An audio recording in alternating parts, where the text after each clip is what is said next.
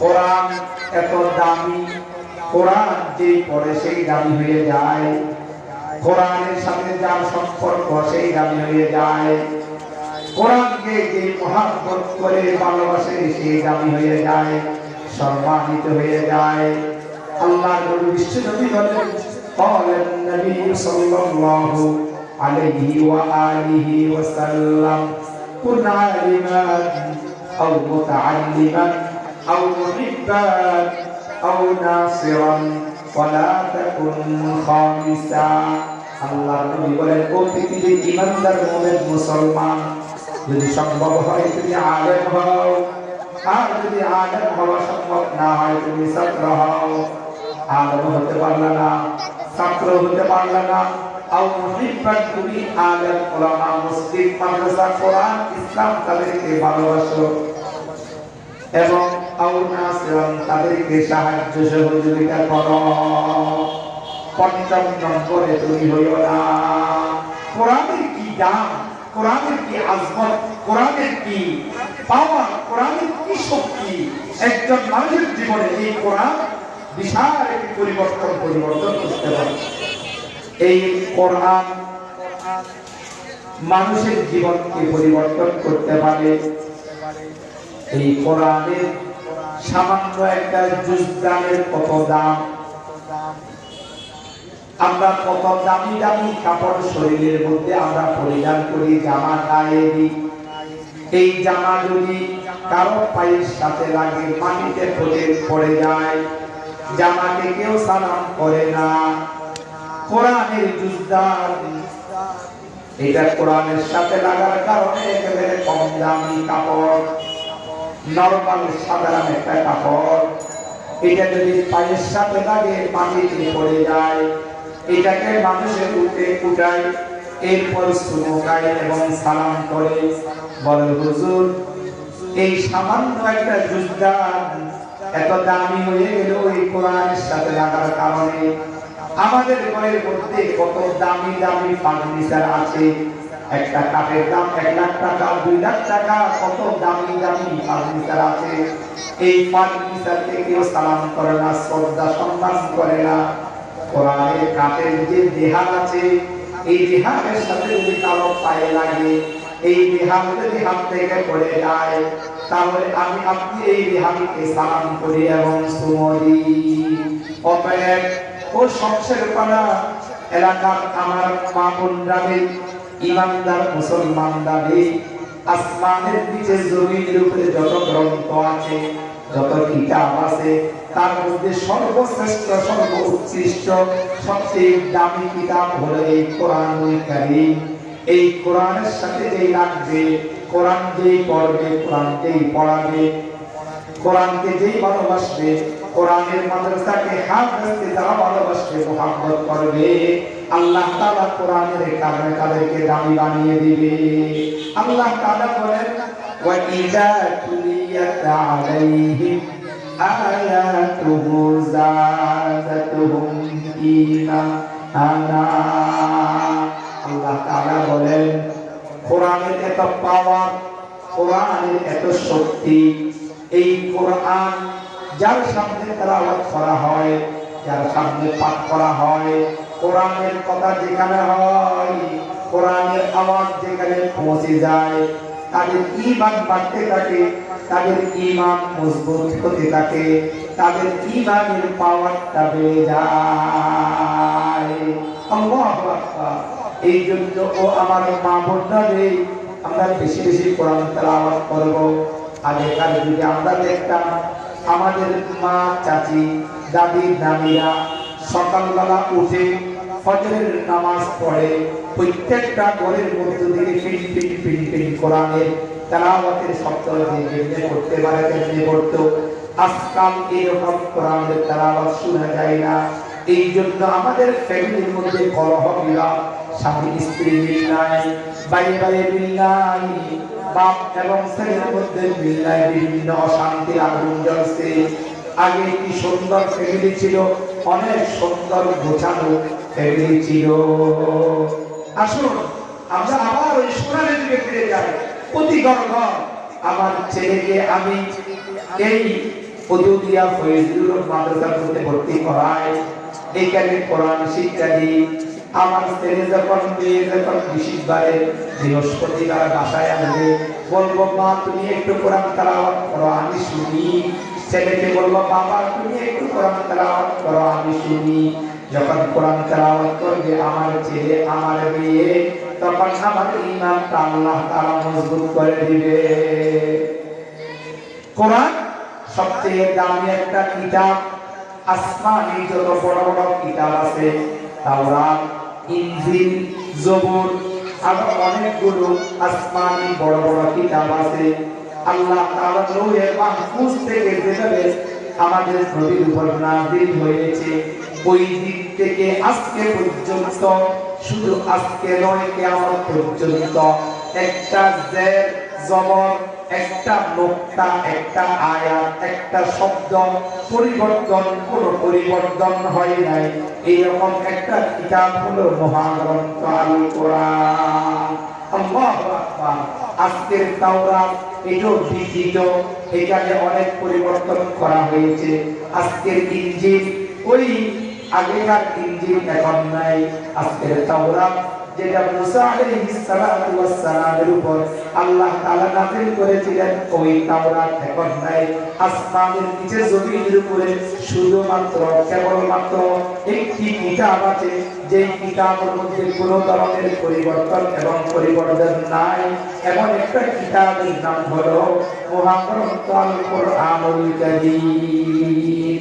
এই কোরআন রিসার্চ করতে গিয়ে, গবেষণা করতে গিয়ে হাজার হাজার বড় বড় বিজ্ঞানী, বৈজ্ঞানিক, সায়েন্স, তারা এই কোরআন নিয়ে গবেষণা করেছেন, রিসার্চ করেছেন।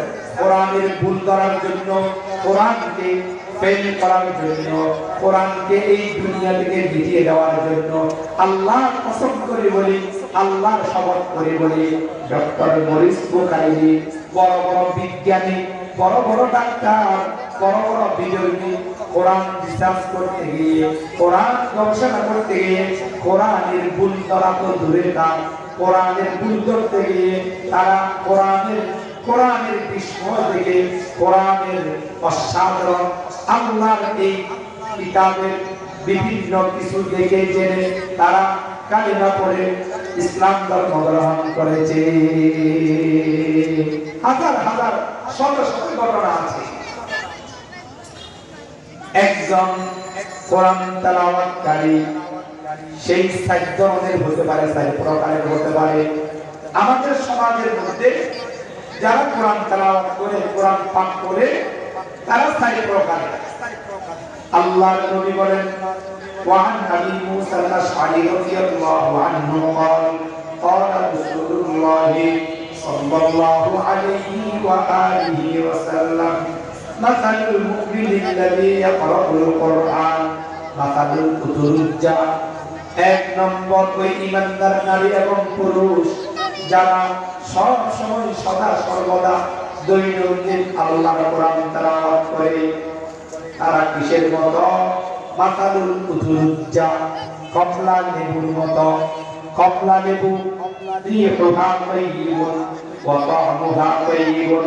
কমলা লেবু যার সুগ্রাণ আছে, যেটা খেতে ভক্ষণ করতে অনেক বেশি সুস্বাদু। আল্লাহ নবী বলেন যে ঈমানদার নারী পুরুষ আল্লাহকে রাজি করার জন্য কোরআন তেলাওয়াত করে, তার উদাহরণ, তার সাদৃশ্য এটা কেমন? কমলা লেবুর মতো। কমলা লেবুর সুগ্রাণ আছে, এটা খেতে ভক্ষণ করতে অনেক বেশি স্বাদ। আল্লাহ নবী বলেন, ওয়ামাসালুল মুমিনিল্লাযী লা ইয়াকরাউল কুরআন কামাসালিত তামারা। ওই ঈমানদার নারী এবং পুরুষ যে কোরআন তেলাওয়াত করে না, কোরআন পাঠ করে না, যেই ঘরের মধ্যে কোরআন তেলাওয়াত নাই, যেই ঘরের মধ্যে কোরআনের পাঠক নাই, আল্লাহ নবী বলেন ওই ঘরটা, ওই ঘরের মানুষটা, ওই ঈমানদার নারী পুরুষটা হলো খেজুরের মতো, কোরমা খেজুরের মতো। রিহুহা লা রিহা লাহা ওয়া তা'মুহা তাইয়িবুন। কোরমা খেজুর, তার কোনো গ্রাম নাই। কোরমা খেজুরের কোনো গ্রাম আছে? তার কোনো গ্রাম নাই, কিন্তু এটা ভক্ষণ করতে স্বাদ, এটা খেতে ভালো লাগে।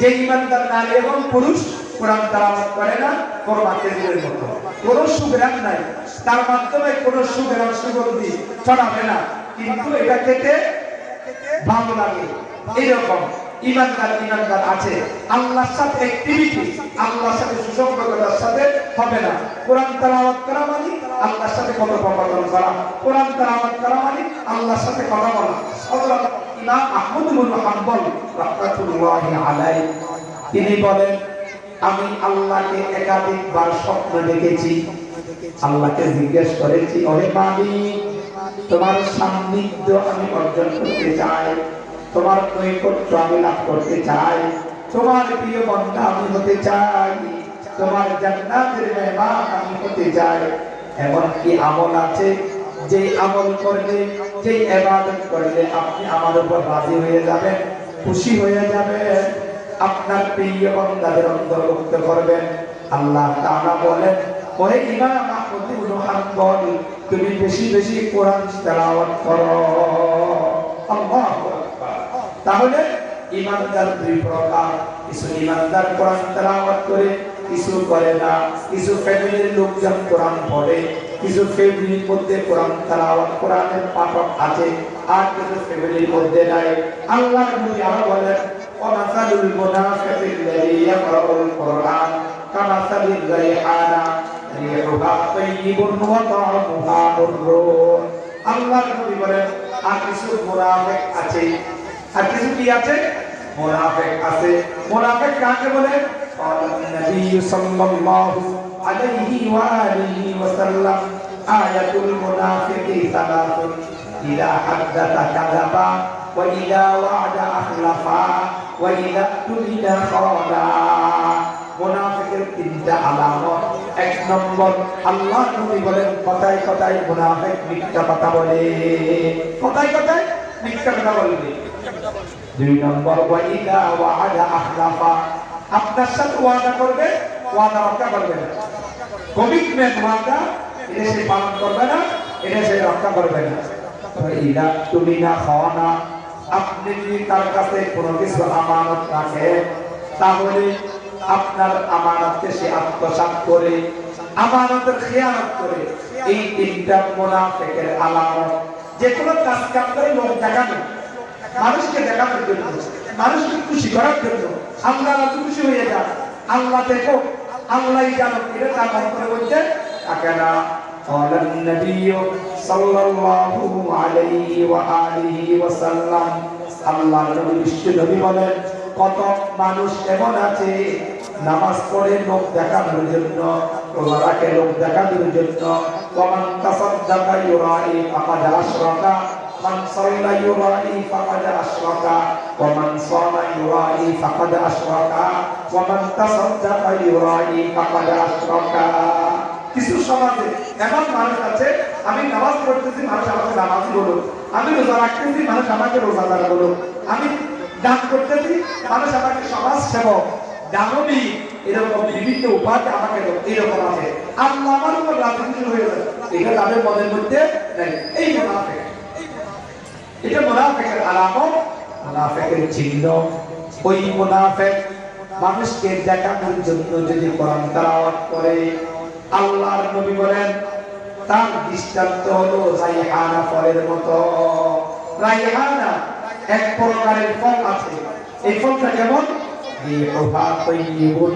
ওয়া তা'মুহা মুররুন যেই ফলের সুগন্ধ আছে খুব সুগন্ধি আছে কিন্তু ফলটা তিতা ফলটা খেতে ভালো না মানুষ খেতে ভালোবাসে না যেই মুনাফিক আল্লাহকে রাজি খুশি করার জন্য নয় মানুষকে দেখানোর জন্য আমাকে একটু কোরআন তেলাওয়াতকারী বলো আমাকে একটু নামাজি বলো আমাকে একটু রোজাদার বলো আমাকে একটু দানবী শিল্পপতি সমাজসেবক এরকম লকব আল উপাধি হোক এরকম নিয়তে যেই মুনাফিক কোরআন তেলাওয়াত করবে তার দৃষ্টান্ত রাইহানা ফলের মতো রাইহানা ফল অনেক সুগন্ধি আছে উপর দেখতে অনেক ভালো লাগবে কিন্তু ভিতরে কিছু নাই ভিতরে একেবারে কিছু নাই আল্লাহর নবী আরো বলেন ওয়ামাসালুল মুনাফিকিল্লাযী লা ইয়াকরাউল কুরআন কামাসালিল আনজালা লাইসা লাহা রিহুন ওয়া তা'মুহা মুররুন যে মুনাফিক কোরআন তেলাওয়াত করে না, ওই মুনাফিকের দৃষ্টান্ত হলো আল্লাহর নবী বলেন হানজালা এক ধরনের ফল আছে, এই ফলের ন্যায় এই হানজালা ফল লাইসা লাহা রিহুন, তার কোনো গ্রাম নাই, তার কোনো সুগন্ধি কিছু নাই, ওয়াতামুহা মুররুন, এটা পক্কন করতে এটা খেতেও ভালো লাগে না, তিক্ত ফল। তাহলে আমাদের সমাজে যারা কোরআন পাঠ করে তাদের অবস্থা একটা, এক নম্বর খালেস ইমানদার, আল্লাহকে রাজি খুশি করার জন্য যে কোরআন তেলাওয়াত করে সেই হলো কমলা লেবুর মতো, এটা সুগান সব জায়গাতে ছড়ায়, তার অন্তর পরিষ্কার, তার উপর আল্লাহ রাজি খুশি হয়ে যায়। আরেক ইমানদার যে কোরআন তেলাওয়াত করে না, এটা হলো কোরমা খেজুরের মতো। মুনাফিক যে কোরআন তেলাওয়াত করে এটা হলো রায়হানা ফলের মতো, সুগরাম ছড়ায়, কিন্তু এখানে কোনো আসল কোনো প্রভাব নাই। যেই মুনাফিক কোরআন তেলাওয়াত করে না, এটা হলো হানজালা ফলের মতো, যার কোনো সুগরাম নাই এবং এটাকে তো ভালো না। এটা বুখারী শরীফের হাদিস, মুসলিম শরীফের হাদিস। বুখারী শরীফের ৭,০২৭ নং হাদিস এবং মুসলিম শরীফের ১,৮১৮ নং হাদিস, মুসলিম শরীফের হাদিস।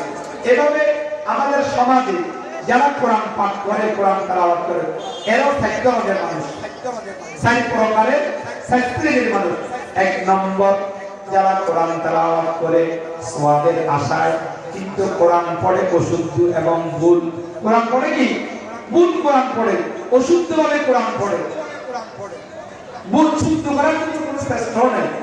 অশুদ্ধ কোরআন পড়তা এক হরফের জায়গায় আরেক হরফ পড়া, এক শব্দের জায়গায় আরেক শব্দ পড়া, অর্থ পরিবর্তন হয়ে যায়, অনেক সময় নামাজ পর্যন্ত হবে না। আল্লাহর নবী বিশ্বনবী বলেন ক্বালান নবিয়্যু সাল্লাল্লাহু আলাইহি ওয়া আলিহি ওয়াসাল্লাম রুব্বা কারিয়্যিন লিল কুরআন ওয়াল কুরআনু ইয়ালআনু।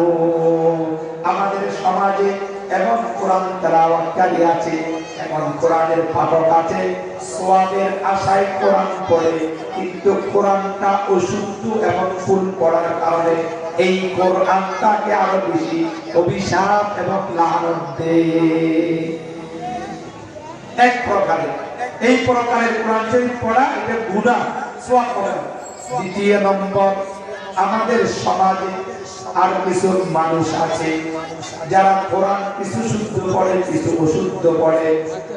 এটা কারা? যারা ওই লাহানে খফি গুনাহ করে না, এবং হরফ কিছু আছে মোটা, কিছু আছে চিকন, এগুলো তারা দিয়ে আয়াত করে না। ইলমে তাজবীদের ছোট ছোট কিছু কায়দা আছে, এগুলি যারা মানে না, লাহানে খফি যাকে বলা হয়, এটা হলো কিছু শুদ্ধ কিছু অশুদ্ধ।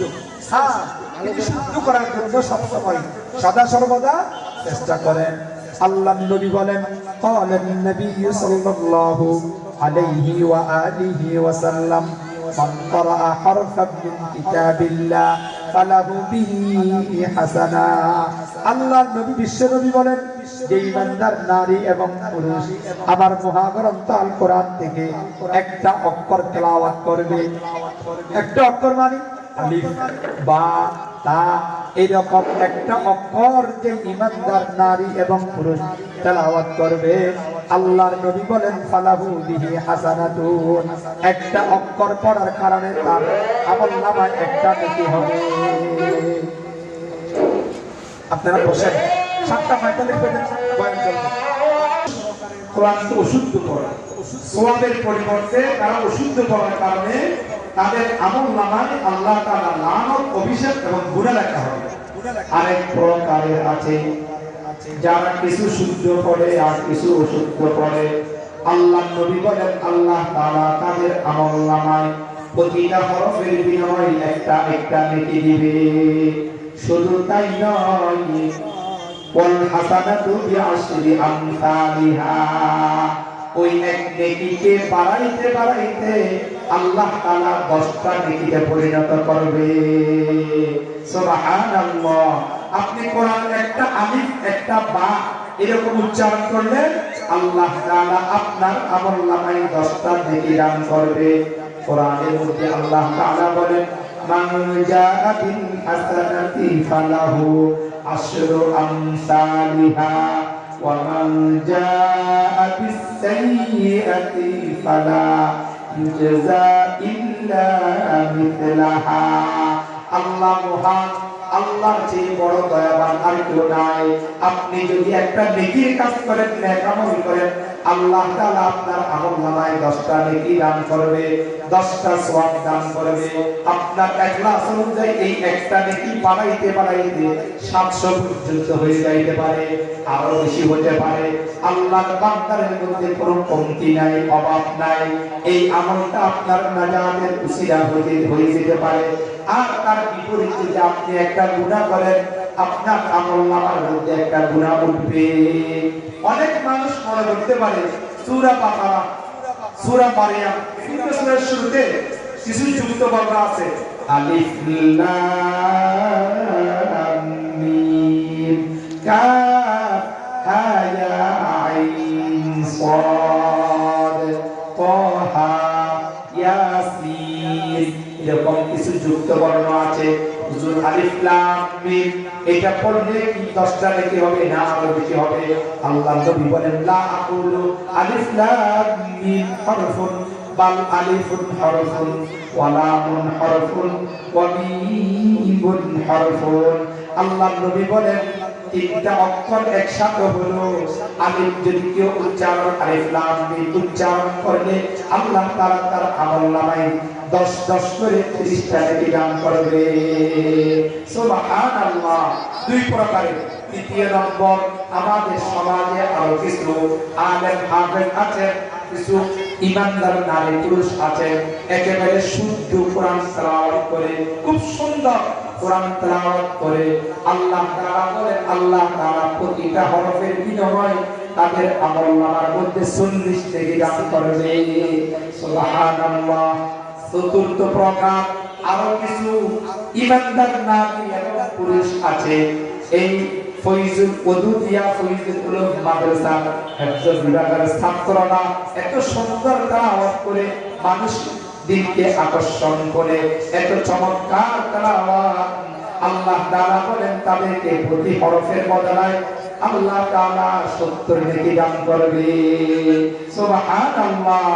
একেবারে ফার্স্ট ক্লাস তেলাওয়াত। ওই সালে আমুত্তাকিরিন বিশ্বজয়ী আরো বড় বড় যারা আছেন, হাফেজ জাকারিয়া আরো বড় বড় যারা আছেন, তারা তো এরকম তেলাওয়াত করে, এইরকম একেবারে 100 খুব সুন্দর তেলাওয়াত মানুষের অন্তরকে বিগলিত করে, মানুষের জীবনকে পরিবর্তন করে। যত শুনি তত শুনতে মন চায়, যত শুনি যত পড়ি তত করতে মন চায়। এরকম যারা তেলাওয়াত করে আল্লাহ তাআলা তাদের আমলনামায় 70 নেকি করে দান করবে। তাহলে যারা কোরআনের পাঠক আমরা আছি 4 প্রকারের। 1 নম্বর, কিছু কোরআনের পাঠক আছে তারা অশুদ্ধ করে, এই জন্য আল্লাহ তাআলা তাদের আমলনামায় সওয়াবের পরিবর্তে গুনাহ দিবে। আর এক প্রকারের পাঠক আছে কিছু শুদ্ধ কিছু অশুদ্ধ, আল্লাহ তাআলা তাদের আমলনামায় প্রতি হরফে 10 নেকি করে দিবে। আর এক প্রকারের পাঠক আছে তারা শুদ্ধ করে, তাদেরকে প্রতি হরফের বিনিময়ে 40 নেকি দান করবে। আর এক প্রকারের পাঠক আছে একেবারে সুন্দর থেকে সুন্দর, সুন্দর থেকে সুন্দর ফার্স্ট ক্লাস তেলাওয়াত, বিশুদ্ধ থেকে বিশুদ্ধ তেলাওয়াত মানুষের অন্তরকে বিগলিত করে, মানুষের জীবনকে পরিবর্তন করে, তাদেরকে আল্লাহ তাআলা প্রতি হরফের বিনিময়ে 70 করে নেকি দান করবে। আমাদের এই মাদ্রাসা ওদুদিয়া ফয়জুল উলুম, আমি বলতে পারি এই মাদ্রাসার ছাত্রদের তেলাওয়াত এইরকম এত সুন্দর, এত বিশুদ্ধ তেলাওয়াত, প্রতি হরফে 40 নেকি করে পাবে, এরকম প্রতি হরফে 70 নেকি করে পাবে এরকম। অতএব এলাকার বাবাদেরকে বলবো, এই যে মাদ্রাসা অত্যন্ত চমৎকার, অনেক বছর থেকে আমরা এখানে আসতেছি, তিনি অত্যন্ত একনিষ্ঠতার সহিত, ইখলাসের সহিত অনেক কষ্ট করে এই মাদ্রাসা পরিচালনা করছেন। অতএব আমরা এখানে ছাত্রছাত্রী দিয়ে যে কোনো ভাবে যে কোনো সময় মাদ্রাসার পাশে থেকে সাহায্য করে এই মাদ্রাসাকে উত্তর দিন দিন বিশাল একটি বড় প্রতিষ্ঠানে পরিণত করার জন্য এলাকাবাসী করি আমি উদারতা আহ্বান করবো। সংক্ষিপ্ত কথা বলতে চাই, এতক্ষণ বললাম কোরআনের ফজিলত। যেই ব্যক্তি কোরআন তেলাওয়াত করবে আল্লাহ তাআলা তাকে অনেকগুলো পুরস্কার দান করবে, অনেকগুলো বদলা, অনেকগুলো পুরস্কার আল্লাহ তাআলা তাকে দান করবে। বড় বড় 3টা পুরস্কার। 1 নম্বর পুরস্কার হলো আল্লাহ নবী বিশ্ব নবী বলেন, আলান নবী সাল্লাল্লাহু আলাইহি ওয়া আলিহি ওয়াসাল্লাম, ইলা আন্নামাল আব্দু, মানুষ যখন একটা গুনাহ করে তার অন্তরের মধ্যে একটা কালো দাগ পড়ে, আর একটা গুনাহ করে আর একটা কালো দাগ পড়ে, এভাবে গুনাহ করতে করতে অন্তরটা কালো দাগের কারণে ময়লা হয়ে যায়, অন্তরটা কালো হয়ে যায়। তখন তার নামাজ ভালো লাগবে না, মাদ্রাসা মসজিদ ভালো লাগবে না, ওয়াজ নসিহত ভালো লাগবে না, আলেম ওলামা ভালো লাগবে না, কোরআন তেলাওয়াত ভালো লাগবে না, তাসবিহ তাহলিল দুরূদ শরীফ এগুলি ভালো লাগবে না। অন্তর কালো হয়ে গেছে, অন্তরের মধ্যে মরিচিকা পড়ে গেছে। এই জন্য কোন ইমানদার নারী পুরুষ যদি বেশি বেশি কোরআন তেলাওয়াত করে, আল্লাহ তাআলা তার অন্তরকে ধুয়ে মুছে পরিষ্কার করে দিবেন। قال النبي صلى الله عليه وآله وسلم إن هذه القلوب تصدأ كما يصدأ الحديد قيل يا رسول الله وما جزاؤها قال كثرة ذكر الموت وتلاوة القرآن الكريم আল্লাহর নবী বিশ্ব নবী বলেন লোহার মধ্যে যেরকম জং আসে, ময়লা আবর্জনা হয়ে যায়, আমাদের অন্তরের মধ্যে এরকম গুনাহ ভর্তি হয়ে যায়, অন্তরটা কালো হয়ে যায়, অন্তরের মধ্যে মরিচিকা পড়ে যায়। আল্লাহর নবীকে জিজ্ঞাসা করা হয়েছে, ইয়া রাসূলুল্লাহ, ইয়া হাবিবাল্লাহ, লোহার মধ্যে যদি জং ধরে, বিভিন্ন ভাবে এটা পরিষ্কার করার বিভিন্ন মাধ্যম আছে, মানুষের অন্তরের মধ্যে যদি ময়লা আবর্জনা জমে যায়, অন্তরটা গুনার মাধ্যমে যদি কালো হয়ে যায়, অন্তরটা পরিষ্কার করার গুনাহমুক্ত করার ব্যবস্থা কি? আল্লাহর নবী বিশ্ব নবী বলেন, ওহে আমার ইমানদার মুমিন মুসলমানরা রে, গুনাহমুক্ত জীবন যাপন করার, অন্তরকে পরিষ্কার করার দুটা ব্যবস্থা। এক নম্বর হলো কাফারাতু যিকিরিল মাউত, বেশি বেশি মওতের কথা স্মরণ করা। যেই ব্যক্তি বেশি বেশি মওতের কথা স্মরণ করবে তার গুনাহ হবে না, কবরের কথা স্মরণ করবে তার গুনাহ হবে না, ময়দানে মাহশরের কথা স্মরণ করবে তার গুনাহ হবে না, জাহান্নামের ভয়ের কথা স্মরণ করবে তার গুনাহ হবে না। আর এক প্রকার হলো ওয়া তালাওয়াতিল কোরআনিল কারীম, বেশি বেশি কোরআন তেলাওয়াত করা। কোরআন তেলাওয়াত করলে গুনাহ দূর হয়ে যায়, অন্তরটা পরিষ্কার পরিচ্ছন্ন হয়ে যায়। এক নম্বর কোরআনের লাভ। কোরআন যদি আপনি পাঠ করেন, এই কোরআন আপনাকে পরিষ্কার করবে, এই কোরআন আপনার অন্তরকে একেবারে সাদা করে ফেলবে। নামাজ ভালো লাগবে, রোজা ভালো লাগবে, আলেম ওলামাকে ভক্তি করতে মহব্বত করতে ভালো লাগবে। এই মাদ্রাসা মসজিদ হাফেজ সবকিছু দিন ধর্ম কর্ম আপনার ভালো লাগবে। এক নম্বর উপকার। দুই নম্বর, আমি বললাম যে ইমানদার নারী এবং পুরুষ দৈনিক কোরআন তেলাওয়াত করবে শুদ্ধ করে, আল্লাহ তাআলা তার আমলনামায় কমপক্ষে প্রতিটা হরফের বিনিময়, এই যে হাদিস থেকে বললাম, 10টা করে নেকি দান করবে। তিন নম্বর ফায়দা, যে ইমানদার নারী এবং পুরুষ সব সময় নিয়মিত দৈনিক 1 পৃষ্ঠা হোক, আদাব 10 পৃষ্ঠা হোক, 5 পৃষ্ঠা হোক, 1 পারা হোক, অন্তত পক্ষে ফজরের নামাজের পর সূরা ইয়াসিন, যোহরের পরে সূরা আর রহমান, আসরের নামাজের পরে সূরা নাবা, মাগরিবের পরে সূরা ওয়াকিয়া, এশারের নামাজের পরে সূরা মুলুক এবং এই সূরা আলিফ লাম মিম সাজদা, এগুলি যারা তেলাওয়াত করবে, সব সময় সূরা ফাতিহা করবে, সব সময় সূরা ইখলাস শরীফ পাঠ করবে, কোরআনের গুরুত্বপূর্ণ আয়াত তেলাওয়াত করবে, আল্লাহ তাআলা তাকে সবচেয়ে বেশি ভালোবাসবে। আমাদের তো আল্লাহর ভালোবাসাই দরকার, আর কিছু দরকার আছে নাই? মানলাহুল মাওলা ফালাহুল কুল, আল্লাহ যার ভালোবাসবে তার কোনো ভয় নাই, তার কোনো চিন্তা নাই। আলা ইন্না আউলিয়া আল্লাহি লা খাউফুন আলাইহিম ওয়া লা হুম ইয়াহজানুন। কোরআন যে বেশি বেশি পাঠ করবে সে আল্লাহর ওলি হয়ে যাবে, যে আল্লাহর ওলি হয়ে যাবে তার কোনো চিন্তা, টেনশন এবং পেরেশানি ইহকাল এবং পরকাল কোথাও নাই। আল্লাহু আকবার। তাহলে কোরআন তেলাওয়াত করলে 3টা লাভ। 1 নম্বর, আপনার অন্তরটা পরিষ্কার হয়ে যাবে, গুনাহমুক্ত হয়ে যাবে। 2 নম্বর, প্রতিটা হরফে কমপক্ষে আপনি 10 নেকি করে পাবেন, অথবা আরো বেশি ভালো তেলাওয়াত করলে 40 নেকি, আরো বেশি ভালো তেলাওয়াত করলে 70 নেকি করে পাবেন। 3 নম্বর, যে ব্যক্তি সব সময় কোরআন তেলাওয়াত করবে আল্লাহ তাআলা তাকে বেশি বেশি ভালোবাসবে। বাদশা হারুনুর রশিদ ইসলামী ইতিহাসের ঐতিহ্যবাহী একজন সফল ইমানদার মুসলিম শাসক ছিলেন। তার ছোট্ট একটা ঘটনা বলি। বাদশা হারুনুর রশিদ রাহমাতুল্লাহি আলাইহি তার আমলের মধ্যে তার অনেক এমপি মন্ত্রী উজির নাজির ছিল, একজন বড় মন্ত্রী ছিল। তার কর্মকাণ্ডে মনে হইতো ওই মন্ত্রী বাদশাহ হারুনুর রশিদকে বেশি ভালোবাসতো, কিন্তু বাদশাহ হারুনুর রশিদের নিকট ওই মন্ত্রী কোনোদিন জাহাপনা বাদশাহ সাহেব এই জিনিসটা আপনি আমার দেন, আমার এলাকার রাস্তাটা করে দেন, আমার এলাকার মধ্যে একটা কালভার্ট দেন, অমুক জিনিস দেন, এইরকম কোন আবদার কোনদিন ওই মন্ত্রীটা বাদশাহ হারুনুর রশিদকে ওনার কাছে চাই নাই, করে নাই। বাদশাহ হারুনুর রশিদ একদিন মনে মনে চিন্তা করলেন, ভাবলেন কিরে প্রত্যেকটা এমপি এবং মন্ত্রী আমার কাছে বিভিন্ন দরখাস্ত করে, জাহাপনা বাদশাহ সাহেব আমার এই কাজটা দেন, এটা দেন, এটা দেন। অমুক মন্ত্রী সে তো আমাকে দিল থেকে ভালোবাসে, আমি মনে করি সে আমাকে ভক্তি করে, আমার প্রিয় মানুষ, কিন্তু আমার কাছে কোনোদিন সেই কিছু চাই নাই। একদিন বাদশাহ তাকে ডাকলেন, ডাকার পরে বললেন, ওহে বড় মন্ত্রী, তুমি আমাকে নাকি ভালোবাসো, কিন্তু দুঃখের বিষয় আমি চিন্তা করে দেখলাম তুমি কোনোদিন আমার কাছে কোনো কিছু আবদার করো নাই, চাও নাই। ভালোবাসলে বেশি চাওয়ার কথা, বেশি আবদার করার কথা, কোনোদিন কোনো কিছু আবদার কেন করো নাই? ওই মন্ত্রী বলেন, ওহে বাদশাহ সাহেব, অনেকেই অনেক কিছু আবদার করে, অনেক কিছু করে, কিন্তু আমি আবদার করি নাই, এরপরও আপনাকে ভালোবাসি। তখন বাদশাহ বলে, তুমি যদি আমাকে একনিষ্ঠতার সহিত ভালোবাসো, আমাকে মুহাব্বত করো, আমার মুহাব্বত ভালোবাসা যদি তোমার অন্তর থাকে, আজকের এই মজলিসে, এই বৈঠকে তুমি আমার কাছে কোনো কিছু চাও, যেটা চাইবে আমার সাধ্য মতে সম্ভব হলে আমি তোমার সেই চাওয়াটা পূরণ করব।